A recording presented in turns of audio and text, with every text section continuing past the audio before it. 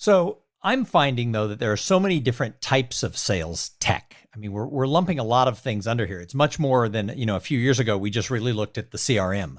So where do people even begin to identify what they need? What are some of the really important tools you're seeing clients implement that are really making a difference? Sure. And we have kind of a basic formula. So first, if we're talking about top of funnel, okay, step one is you need a clean way to access and get data. There's a bunch of tools out there. I'll list some in the show notes. We can put together some of those, whether it's Zoom Info, Sales Intel, Lucia, there's a bunch of these. Sales Navigator, so you can better build lists and connect with people on LinkedIn. So those are kind of like the very beginning. You need data.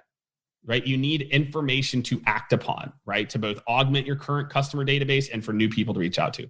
Step two is you need a way to activate that data.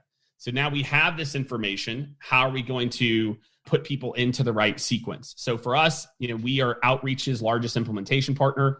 We've done well over 200 plus deployments. We've also done 100 and something deployments of SalesLoft.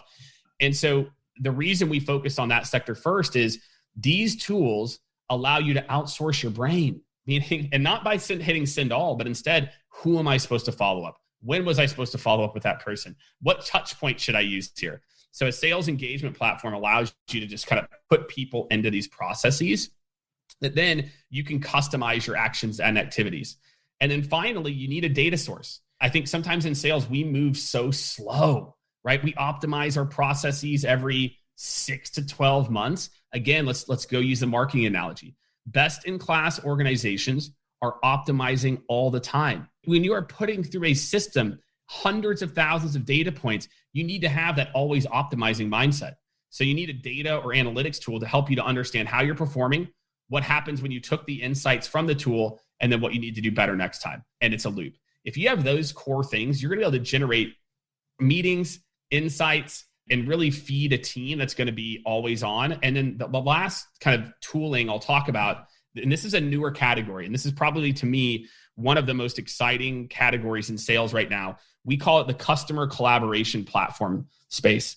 CRM is very much a sales team collaboration, but there's a new set of tools that individuals are using. We used to call it a mutual success plan, which is like a place where you and a buyer would agree on next steps. As buyers have become more educated, as they don't want that relationship stuff. They want a process, they want a helper, they want a guide. A platform where you and the customer are actually collaborating on the sales process. The customer is confirming dates, they're looping people in, they're accessing content. That, to me, is the new frontier for sales itself. We focused a lot of the tech at the top of the funnel, who to target, et cetera, and those are the tools you need there.